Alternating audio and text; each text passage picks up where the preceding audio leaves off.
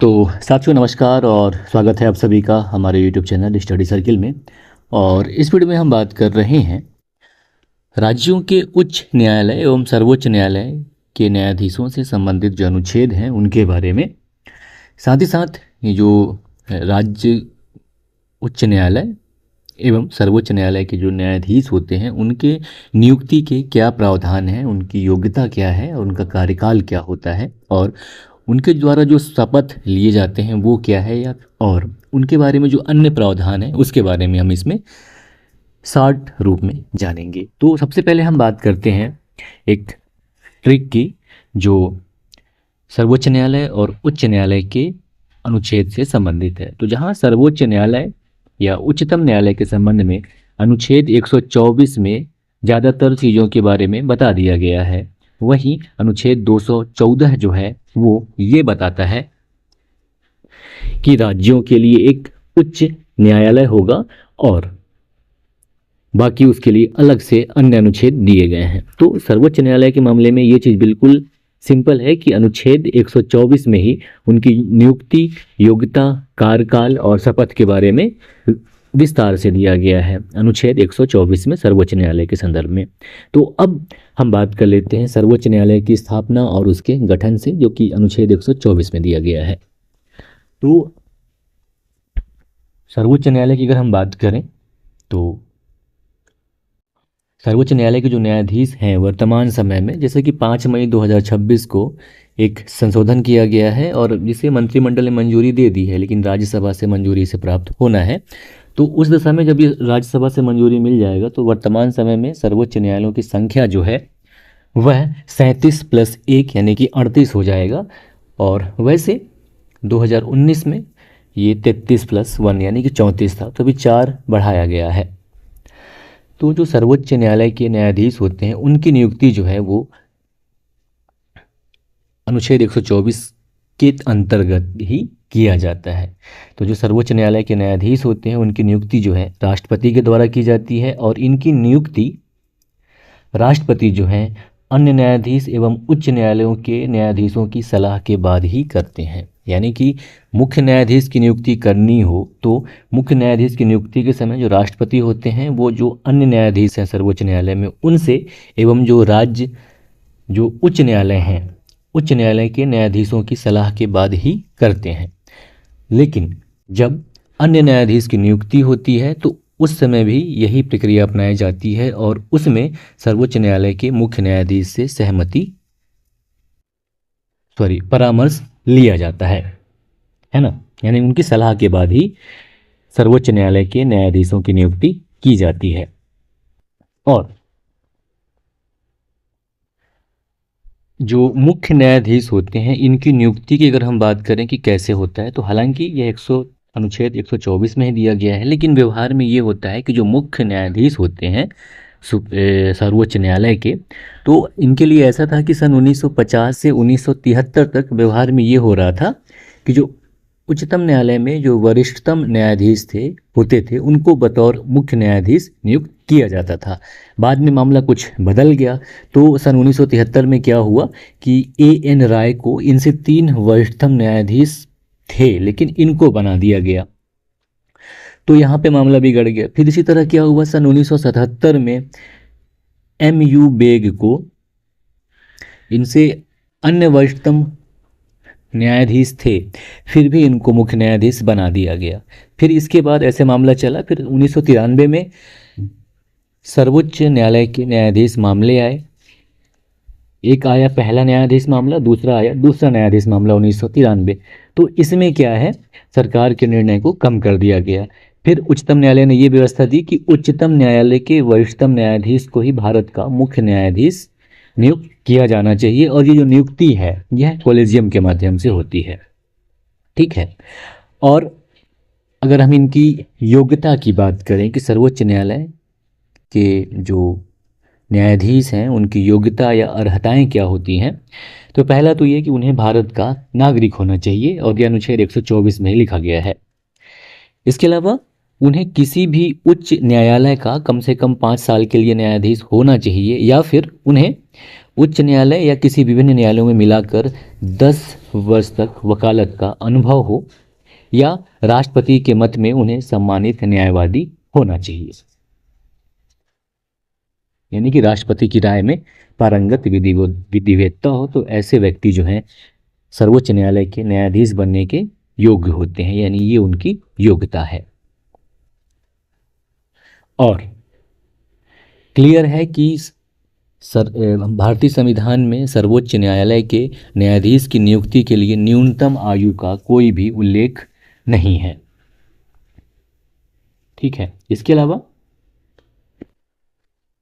जो इनके द्वारा शपथ ली जाती है सर्वोच्च न्यायालय के न्यायाधीश के द्वारा, वो अपना कार्यकाल संभालने से पहले राष्ट्रपति या इस कार्य के लिए राष्ट्रपति के द्वारा नियुक्त व्यक्ति के सामने शपथ लेते हैं, जिनमें ये मतलब शपथ का प्रतिज्ञान कुछ ऐसा रहता है कि मैं भारत के संविधान के प्रति सच्ची श्रद्धा और निष्ठा रखूंगा, भारत की प्रभुता और अखंडता को अक्षुण्ण रखूंगा, अपनी पूरी योग्यता, ज्ञान और विवेक से अपने पद के कर्तव्यों का भय या पक्षपात, अनुराग या द्वेष के पालन करूंगा, साथ ही साथ संविधान और विधियों की मर्यादा बनाए रखूंगा।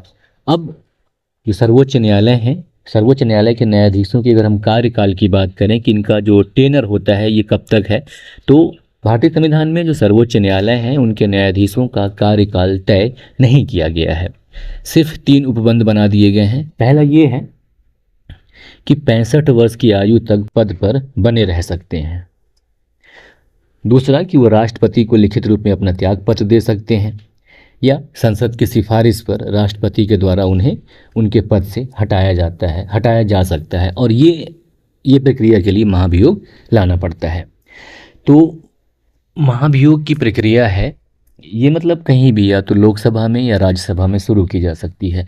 लोकसभा में 100 सदस्य चाहिए होते हैं, वहीं अगर राज्यसभा में लाया गया है ये मामला तो राज्यसभा में 50 सदस्य चाहिए होते हैं। तो इनमें क्या है, जब ये 50 सदस्य या 100 सदस्य हस्ताक्षर करके ये अपने अध्यक्ष को सौंपते हैं, और जब अध्यक्ष या सभापति इस प्रस्ताव को अगर स्वीकार कर लेते हैं तो ये प्रक्रिया आगे चलती है, अस्वीकार कर देते हैं तो मामला खत्म हो जाता है।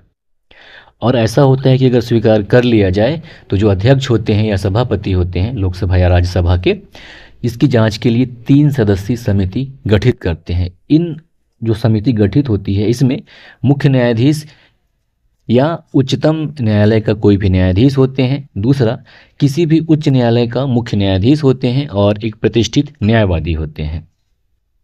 और यदि ऐसा होता है कि जो समिति है वो न्यायाधीश को दुर्व्यवहार का दोषी या अक्षमता उनको कुछ पाती है तो सदन जो है इस प्रस्ताव पर विचार कर सकती है, और विशेष बहुमत से दोनों सदनों में प्रस्ताव पारित करके इसे राष्ट्रपति को भेजा जाता है, और अंत में राष्ट्रपति जो है न्यायाधीश को हटाने का आदेश जारी कर देते हैं। हालांकि ये प्रक्रिया की बात हो गई, लेकिन ऐसा भारतीय इतिहास में आज तक कभी हुआ नहीं है कि किसी भी सर्वोच्च न्यायालय के न्यायाधीश को महाभियोग की प्रक्रिया के द्वारा हटाया गया है। सिर्फ एक मामला हुआ था जो कि पहला और एकमात्र है, जो महाभियोग का मामला उच्चतम न्यायालय के न्यायाधीश वी रामास्वामी 1991-1993 का है।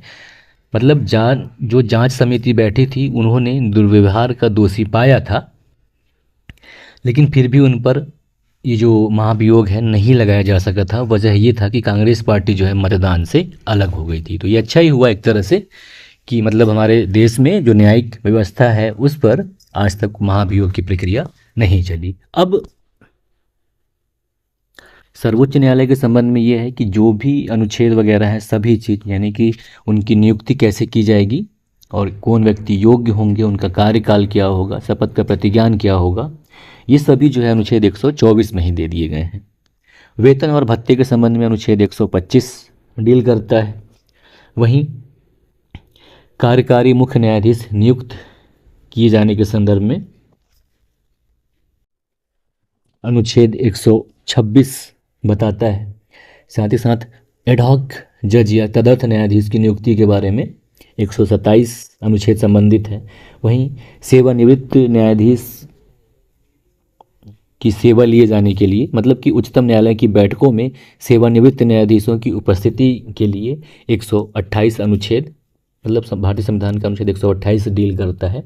और उच्चतम न्यायालय कहाँ होगा इसका स्थान निर्धारित करने से संबंधित जो धारा है या अनुच्छेद है वह 130 है, जो ये बताता है कि उच्चतम न्यायालय या सर्वोच्च न्यायालय दिल्ली में अथवा ऐसे अन्य स्थान या स्थानों में अधिविष्ट होगा जिन्हें भारत का मुख्य न्यायाधीश राष्ट्रपति के अनुमोदन से समय समय पर नियत करे। तो वर्तमान समय में हमारे देश का सर्वोच्च न्यायालय दिल्ली में स्थित है। ठीक है।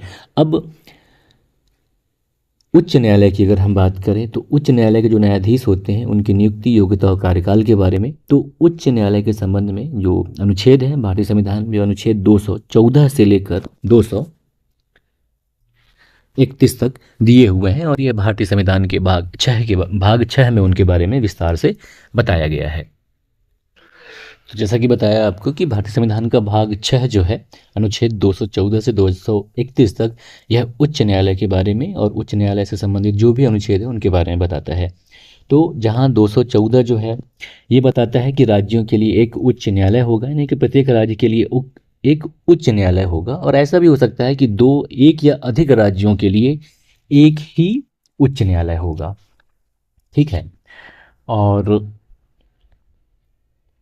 मतलब ऐसा हुआ कि 7वें संशोधन अधिनियम 1956 में यह संसद को अधिकार दिया गया कि वह 2 या 2 से अधिक राज्यों और संघ राज्य क्षेत्र के लिए एक साझा उच्च न्यायालय की स्थापना कर सकती हैं। तो वर्तमान समय में जो देश में 24 उच्च न्यायालय हैं, है ना, इनमें से 3 जो हैं साझा उच्च न्यायालय हैं, और सिर्फ दिल्ली एक ऐसा संघ राज्य क्षेत्र है जिसका अपना खुद का उच्चतम न्यायालय है, 1966 से है। इसके अलावा कुछ अन्य जो संघ राज्य क्षेत्र हैं वो राज्यों के उच्च न्यायालयों के न्यायिक क्षेत्र में आते हैं, है ना। तो अब उच्च न्यायालय की अगर हम संगठन की बात करें तो जो अनुच्छेद 215 है वो ये कहता है कि उच्च न्यायालय जो है ये अभिलेख न्यायालय होंगे, और 216 में अनुच्छेद 216 जो है ये उच्च न्यायालयों के गठन से संबंधित है, और ये कहता है कि प्रत्येक उच्च न्यायालय मुख्य न्यायमूर्ति और अन्य ऐसे न्यायाधीशों से मिलकर बनेगा जिन्हें राष्ट्रपति समय समय पर नियुक्त करना आवश्यक समझे। मतलब ये है कि एक मुख्य न्यायाधीश होंगे राज्यों के उच्च न्यायालय में, और उतने उतने अन्य न्यायाधीश होंगे जितने आवश्यकता अनुसार समय समय पर राष्ट्रपति नियुक्त करते हैं। मतलब ये कहा जाए कि संविधान में उच्च न्यायालय के न्यायाधीशों की संख्या के बारे में विशेष तौर पर कुछ भी नहीं बताया गया है। जहां सर्वोच्च न्यायालय में संविधान लागू होने के समय यह था कि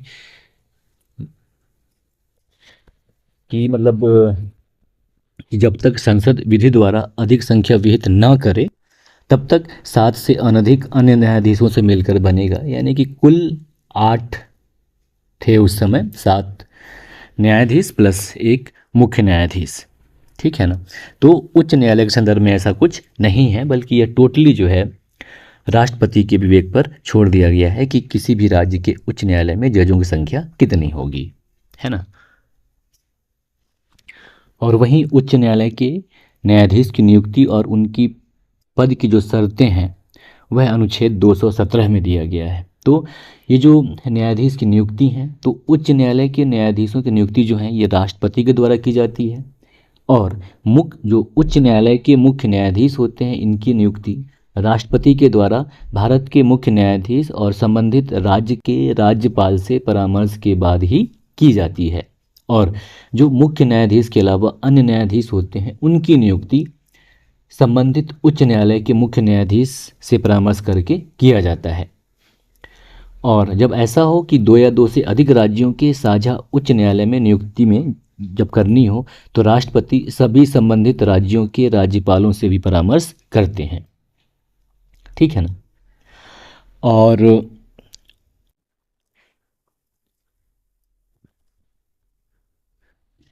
अगर हम योग्यता की बात करें कि उच्च न्यायालय के जो न्यायाधीश होते हैं उनकी योग्यता क्या है, तो इसके बारे में भी भारतीय संविधान के अनुच्छेद 217 में बताया गया है ना, कि पहला तो ये कि वो भारत का नागरिक होना चाहिए और भारत के राज्य क्षेत्र में कम से कम 10 वर्ष तक न्यायिक पद धारण कर चुका हो, यानी कि न्यायिक कार्य का कम से कम 10 वर्ष का अनुभव हो, या वह उच्च न्यायालय या न्यायालयों में लगातार 10 वर्ष तक अधिवक्ता रह चुका हो। अब यहाँ पे भी क्लियर है कि संविधान में जो उच्च न्यायालय है उनके न्यायाधीश की नियुक्ति के लिए भी कोई न्यूनतम आयु सीमा निर्धारित नहीं की गई है ना। और जो न्यायाधीश हैं ये, इनके संदर्भ में भी जो शपथ लेते हैं ये, तो इनका भी शपथ का प्रारूप वही जो अनुसूची 3 में दिया गया है, उनके हिसाब से ये अपना शपथ लेते हैं। और इनके कार्यकाल की अगर हम बात करें तो भारतीय संविधान में उच्च न्यायाधीशों के का जो भारतीय संविधान में उच्च न्यायालय हैं उनके न्यायाधीशों के संदर्भ में कार्यकाल निर्धारित नहीं किया गया है, सिर्फ 4 प्रावधान बताए गए हैं। पहला ये है कि जो उच्च न्यायालय के न्यायाधीश हैं वो 62 वर्ष की आयु तक अपने पद पर बने रह सकते हैं, और उनकी आयु या उम्र के संदर्भ में किसी प्रकार का कुछ मामला आता है तो इस मामले का निर्धारण या निर्णय राष्ट्रपति भारत के मुख्य न्यायाधीश के परामर्श से करेंगे, और इस संदर्भ में राष्ट्रपति का निर्णय जो है वो अंतिम होता है। इसके अलावा वह राष्ट्रपति को अपना त्यागपत्र भेज सकते हैं, या संसद की सिफारिश पर राष्ट्रपति उसे पद से हटा सकते हैं, यानी कि महाभियोग की प्रक्रिया के द्वारा, या उनकी नियुक्ति उच्चतम न्यायालय में न्यायाधीश के रूप में हो जाने पर या किसी दूसरे उच्च न्यायालय में स्थानांतरित हो जाने पर वह पद अपना वहाँ से छोड़ देते हैं। तो उच्च न्यायालय के संदर्भ में जो न्यायाधीश का कार्यकाल है वो 62 वर्ष की उम्र पूर्ण करने तक है ना। तो ये था साथियों सर्वोच्च न्यायालय एवं उच्च न्यायालय के न्यायाधीशों से संबंधित एक जो अनुच्छेद हैं उनके बारे में संक्षिप्त जानकारी। नमस्कार, जय हिंद।